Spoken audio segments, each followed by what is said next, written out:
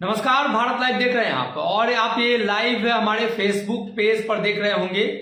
इस लाइव के आने का पीछे का जो कारण है वो भारतीय जनता पार्टी जो बिहार में एक बड़ा कार्यक्रम करने जा रही है। भारतीय जनता पार्टी जो कार्यक्रम कर रही है इसके पीछे की रणनीति क्या है, भारतीय जनता पार्टी इस कार्यक्रम के जरिए क्या कुछ दर्शाना चाहती है, इन सभी मसलों पर चर्चा की जाएगी। बात की जाए तो भाजपा आज से जिस कार्यक्रम की शुरुआत कर चुकी है, यूं कहें तो 28 तारीख से लेकर 31 तारीख तक भारतीय जनता पार्टी के लिए काफी अहम होगा और बिहार की सियासत के लिए भी काफी अहम होगा।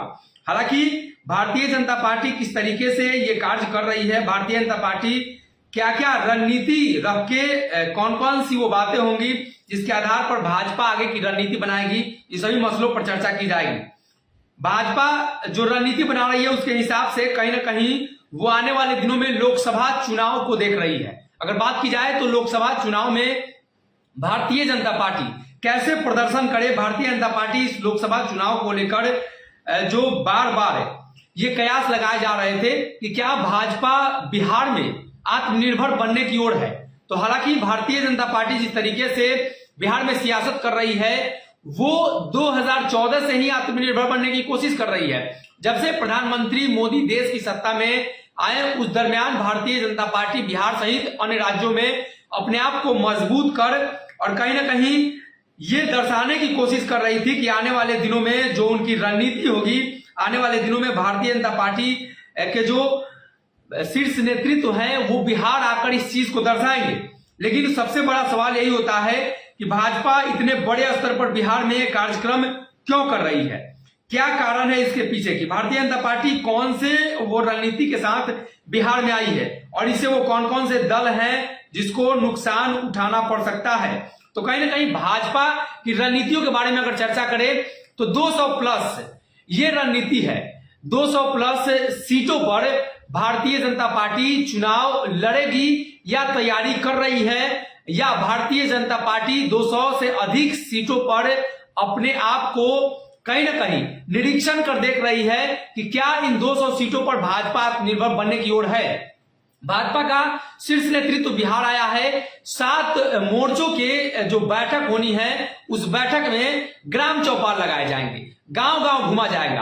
आपको अगर पहले की सियासत याद हो 1980 के आसपास की, तो आपको याद होगा कि कांग्रेस पार्टी इसी तरह के कार्यक्रम किया करती थी।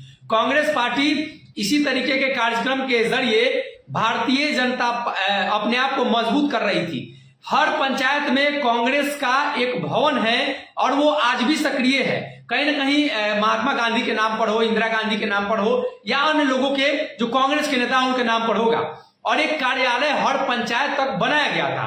भारतीय जनता पार्टी उसी तर्ज पर चल रही है, गांव गांव तक चौपाल लगाकर अपने आप को मजबूत कर रही है। बिहार के 16 जिलों में भाजपा की जो कार्यालय है वो स्थापित की जाएगी। ये क्या संदेश दिए जाने की कोशिश की जा रही है? क्या जनता दल यूनाइटेड बिहार में भारतीय जनता पार्टी से अलग होकर चुनाव लड़ेगी? भाजपा जिस तरीके से तैयारी कर रही है, क्या भाजपा उन तैयारी के हिसाब से जितने सीटों पर अपने प्रतिनिधि को भेज रही है उस पर चर्चा की जाएगी। हरीश त्रिवेदी भारतीय जनता पार्टी के वरिष्ठ नेता हैं, दिल्ली से आए हैं। उन्होंने उपेंद्र कुशवाहा के बयान पर प्रतिक्रिया दी। उन्होंने कहा कि अभी हम लोग 200 सीटों पर तैयारी कर रहे हैं, जरूरत पड़ी तो 43 सीटों पर भी करेंगे, यानी 243 पर। अब आते हैं 200 और 43, इसका क्या मतलब है, कौन से वो आंकड़े हैं? तो भारतीय जनता पार्टी 200 सीटों पर अभी तैयारी शुरू कर चुकी है और इन 200 सीटों के आधार पर वो लोकसभा चुनाव की रणनीति बनाएगी। 2 साल बाद लोकसभा के चुनाव होने हैं और इन्हीं 200 सीटों के आधार पर वो विधानसभा की रणनीति 2025 में बनाएगी। मुख्यमंत्री नीतीश कुमार को लेकर भाजपा का एक कमिटमेंट है कि 2025 तक सीएम नीतीश कुमार ही रहेंगे। तो क्या 2025 के बाद नीतीश कुमार सीएम कुर्सी से हट जाएंगे? क्या जनता दल यूनाइटेड भारतीय जनता पार्टी के नेतृत्व को स्वीकार कर लेगी? आप मानते हैं? तो भारतीय जनता पार्टी के नेतृत्व को जनता दल यूनाइटेड कभी स्वीकार नहीं करेगी। इसलिए कि सीएम नीतीश कुमार जो सियासत कर रहे हैं, नीतीश कुमार जिस तरीके की राजनीति कर रहे हैं और उसके बाद उपेंद्र कुशवाहा जिस तरीके की राजनीति कर रहे हैं, इससे यही स्पष्ट होता हुआ नजर आ रहा है। नीतीश कुमार के बाद जदयू का कमान संभालने के लिए ललन सिंह उपेंद्र कुशवाहा आगे आ चुके हैं, आरसीपी पहले ही साइड हो चुके हैं। तो 200 सीटों पर भारतीय जनता पार्टी की ये तैयारी स्पष्ट करती है कि भाजपा लोकसभा चुनाव में भले ही आधे आध पर बातचीत कर ले, 50-50 के फॉर्मूले पर बातचीत कर ले, लेकिन विधानसभा चुनाव में भारतीय जनता पार्टी अपने अनुसार से प्रत्याशी उतारेगी और भारतीय जनता पार्टी अपने आप को जिन क्षेत्रों में मजबूत मानेगी उस जगह पर प्रत्याशी उतारेगी। यानी 200 सीटों पर भारतीय जनता पार्टी की तैयारी है, वो 43 सीट जदयू के लिए छोड़ी गई है। अभी का आंकड़ा देखें तो 43 से 45 के आसपास का जो आंकड़ा है जनता दल यूनाइटेड का है। भारतीय जनता पार्टी लगभग 80 के करीब है, 77 पर है। भारतीय जनता पार्टी अकेले बहुमत में आ सकती थी अगर थोड़े ज्यादा सीटों पर वो चुनाव लड़ लेती तो, लेकिन 50-50% का जो फॉर्मूला है बिहार में भाजपा और जदयू का चल रहा है। ऐसे में भाजपा जदयू के 50-50% के फॉर्मूले के आधार पर अगर देखें तो आने वाले दिनों में जनता दल यूनाइटेड 43 सीटों पर लड़ेगी। और ये अब कहीं ना कहीं भाजपा ने इस कार्यक्रम, इस सम्मेलन के जरिए बता दिया है। अब 43 सीटों पर नीतीश कुमार मानेंगे, ये भी एक बड़ा सवाल है। नीतीश कुमार क्या इन 43 सीटों को लेकर जब चर्चा हो रही है तो 43 पर चुनाव लड़ने को लेकर इच्छुक है? इसके पहले ही ललन सिंह ने स्पष्ट किया है कि जहां भारतीय जनता पार्टी के साथ गठबंधन नहीं है, विपक्ष में लड़ेंगे, बिहार में 50-50 के फॉर्मूले पर लड़ेंगे। अगर बिहार में लोकसभा के चुनाव होते हैं तो चाचा पशुपति पारस को अगर छोड़ दिया जाए और बाकी अन्य दलों को छोड़ दिया जाए, जीतन राम मांझी का कोई प्रतिनिधित्व नहीं है। अब अगर जीतन राम मांझी चाहते हैं कि वो लड़े तो कहीं ना कहीं उन्हें अपना दमखम दिखाना होगा। लेकिन ऐसी परिस्थिति में भारतीय जनता पार्टी 200 सीटों पर तैयारी कर जनता दल यूनाइटेड को स्पष्ट संदेश दे चुकी है कि वो 200 सीटों पर चुनाव लड़ने जा रही है।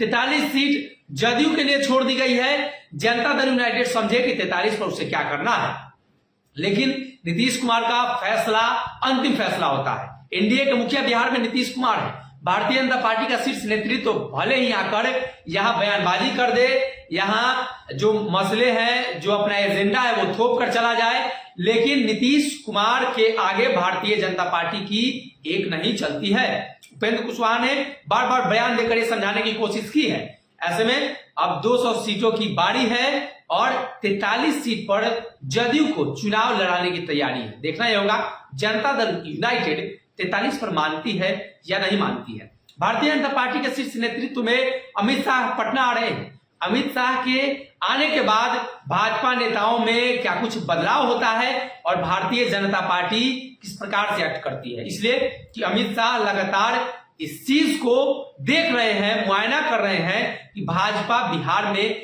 कमजोर क्यों हो रही है, इतनी सीट होने के बावजूद नीतीश कुमार के आगे नतमस्तक क्यों है। ये सारी चीजें भारतीय जनता पार्टी देख रही है। अब ऐसे में अमित शाह के आगमन के बाद भारतीय जनता पार्टी के अंदर क्या जोश आता है, क्या भारतीय जनता पार्टी तैयारी और मजबूत करती है और 200 + 43 पर जो फॉर्मूला है क्या उस फॉर्मूले पर चुनाव लड़ाने की तैयारी है। ये सारी चीजें अमित शाह के ऐलान के बाद या यूं कहें तो जनता दल यूनाइटेड के राष्ट्रीय अध्यक्ष ललन सिंह, नीतीश कुमार के फैसलों के बाद हो पाएगा।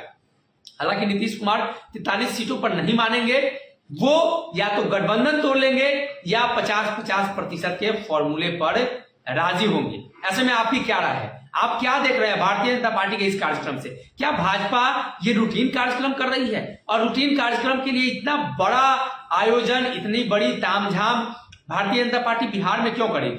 ये सबसे बड़ा जो सोचनीय विषय है वो है। भाजपा बगल के राज्यों में आत्मनिर्भर है। उत्तर प्रदेश में योगी आदित्यनाथ की दोबारा वापसी हो चुकी है। झारखंड में कहीं ना कहीं भारतीय जनता पार्टी अपना प्रभाव जमा चुकी है। बात की जाए तो उड़ीसा हो या अन्य राज्य हो या पश्चिम बंगाल की बात कर ले तो पश्चिम बंगाल में भारतीय जनता पार्टी मजबूती के साथ उभरी है। तो क्या बिहार में भाजपा आत्मनिर्भर नहीं बनना चाहेगी? ये तमाम सवाल है। कमेंट बॉक्स में अपनी राय रखिए। अगर ये वीडियो पसंद आई और वह बिहार के राजनीति और बिहारियत से सरोकार रखेनी तो सब्सक्राइब बटन दबा के चैनल के सब्सक्राइब कर ली। ओजे एगो घंटी बा, ओकरा बटन दबा देला से कुल सटीक और मारक खबर रुआ मुफ्त में मिल जाई। अगर रुआ पत्रकारिता के हमनी के नया प्रयोग में सहयोग कर चाहतानी तो ज्वाइन बटन दबा दी। पेटीएम नंबर नोट कर ली 9386816700। धन्यवाद।